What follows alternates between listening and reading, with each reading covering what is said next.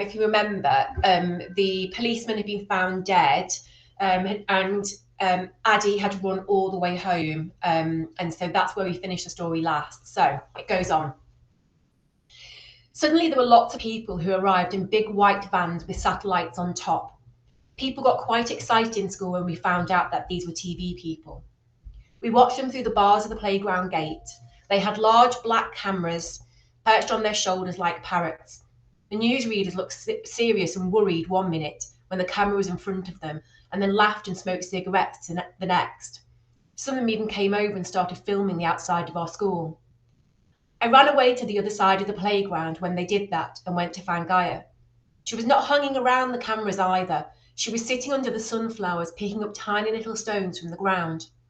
I sat beside her. Gaia, last night I started, but then I stopped myself. I didn't really want to tell her that I hadn't listened to her, but I had to tell someone about what I had seen. Last night I saw what happened. What do you mean? I saw what happened to those policemen. From your window? No, I was there. I was standing next to them when it happened. Gaia lifted her head and looked me straight in the eye. I'd forgotten to get milk, so I went really quickly to get some, and then I was running past the policemen. They started falling over, one after the other, just like they were falling asleep or something. I ran away when they started doing it. I didn't know that they were dying. I didn't know. They just looked like they were falling asleep. Did they look like they were in pain? Gaia asked. No, not really. They just fell down. It happened pretty quickly. Gaia didn't say anything. It looked like she was thinking it through. What do you think made them die? I asked her. I've no idea, she said. I still think it's to do with fallen buildings, though. The policemen were right by one of them, weren't they? Yes, the same one as those other two men, but they were standing just in front of it. Have you looked out of your window recently? Have you seen how the buildings are falling? What do you mean? There's a pattern, Gaia said. She reached into her pocket and brought out a folded up piece of paper and handed it to me. It was a drawing, but it took me a moment to realise it was a map of where we lived. There was a drawing of Gaia's tower and my block and our school. Then there were lots of red dots which had numbers next to them. They roughly made a circle shape. In the middle of the circle was a star that was labelled Pub the George, which had a number 1 written next to it. I've been filling it in each night. The red dots are the fallen buildings, and the numbers show the day they fell in. It's how many days have passed since the first pub fell down. Can you see how it's spreading outwards? The number 2s and 3s are close to the pub, and then the 9s and 10s are on the outside. What's this one here? I pointed to a red dot that looked like it had a 1 and a 2 next to it.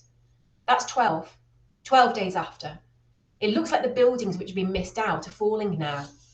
And these are our blocks, I said, pointing to the 2 wobbly drawings of our towers, one with a capital G above it and the other with a capital A. Yes, Guy said. They're so close to the other fallen buildings. Our towers were right next to the buildings which have fallen 5 days after the pub collapsed. It could be us next.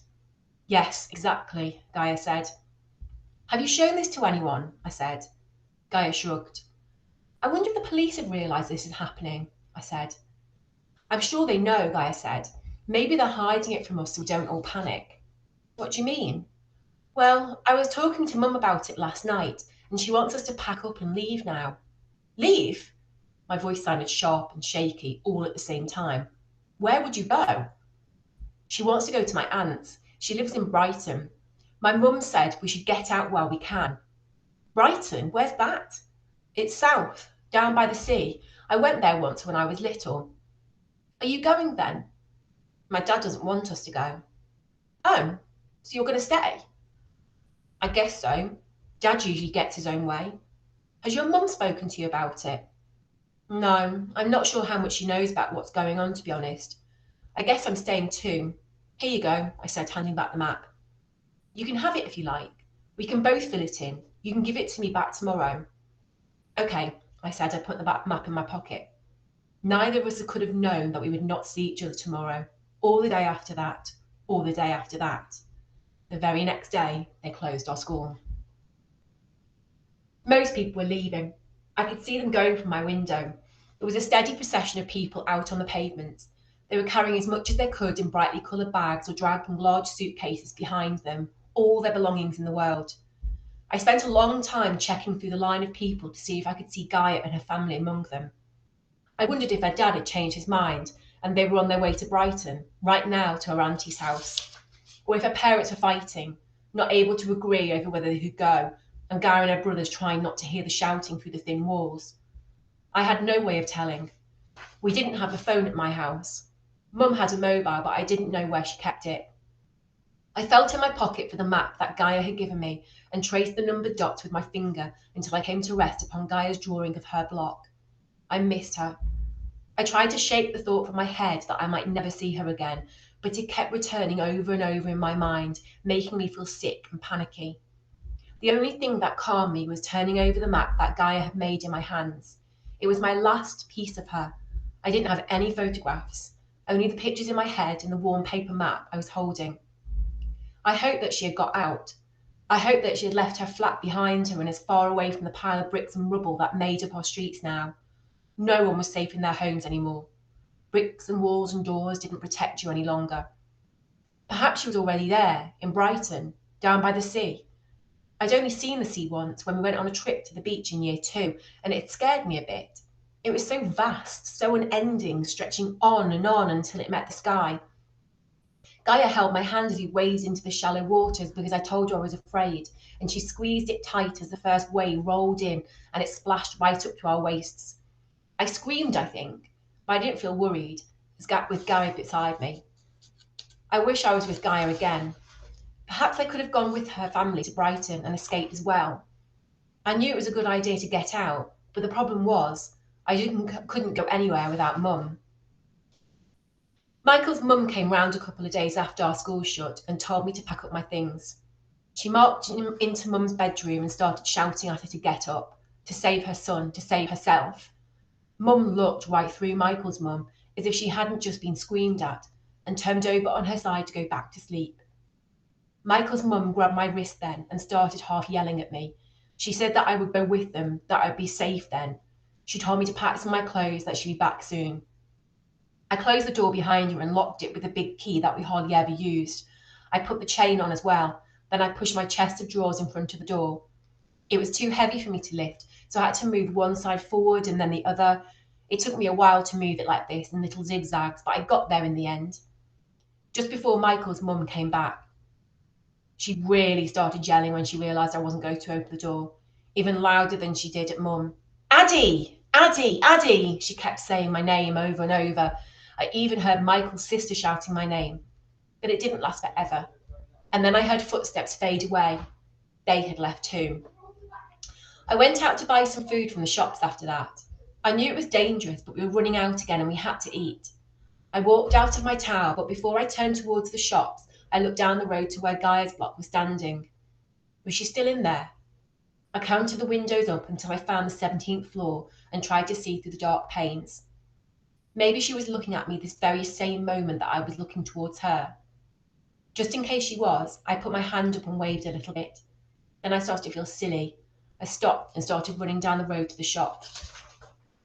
The one closest to us was closed with the grey shutters pulled right down, so I had to go to the mini supermarket that was down the road.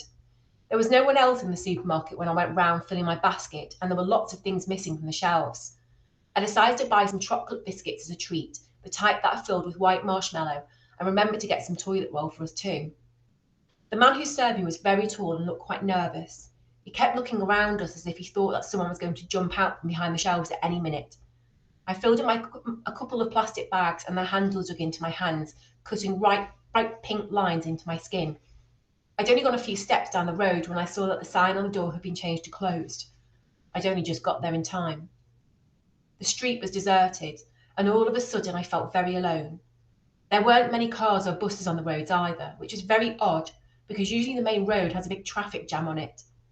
People around here say it's the only thing you can really depend on. You never know if the sun is going to shine or if the day is going to go your way, but you'll know there'll be a traffic jam, bumper to bumper, on the main road. I didn't like the empty-looking street. I didn't realise how much I liked the busyness of everything and how without it I felt more lonely. The bags of shopping were too heavy for me to be able to run. and walking felt slow and tiring, it made me play a secret game which I'd never told anyone about, not even Gaia. I imagined that I see an animal wandering behind me on the street. Maybe it's hiding behind a dustbin or creeping around the corner. It could be any animal. I've had elephants, giraffes, horses, and even rabbits in the past, although usually it's a dog or a cat. Sometimes the same one comes up without me even thinking about it. There's a black and white dog that often turns up, and a small tabby kitten that I've seen a few times. I imagine that the animal is following me home, so every time I look round, I can see it there behind me. By the time I get back to my block, it comes up right next to me, so it's by my side, and then we walk up the stairs together to my flat. I always take the stairs on those days because it's fun to imagine them running up in front of me and then waiting for me to catch up with them, or balancing on the banister and then leaping down in front of me. And I don't think animals like the lift. It makes them feel like they're trapped. Then, when we get to my flat, I feed them their favourite food. I make this pot up too, of course. I don't put down real food or anything like that, but then I make them a bed for the night and that's it.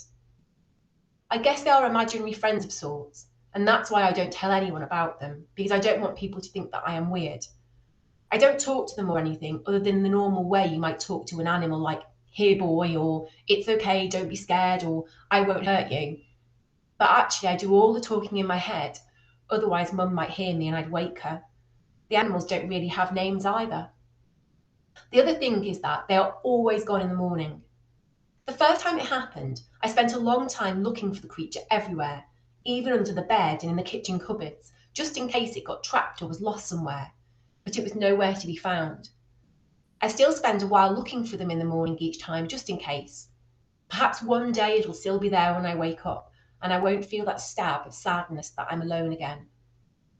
That day, it was the big black and white dog who strolled towards me, and because he knows me now, he gave my hand a lick and looked at me in that loving way dogs do. I was glad to see him. I gently stroked him from his eyes right to the back of his head, just the way he likes it.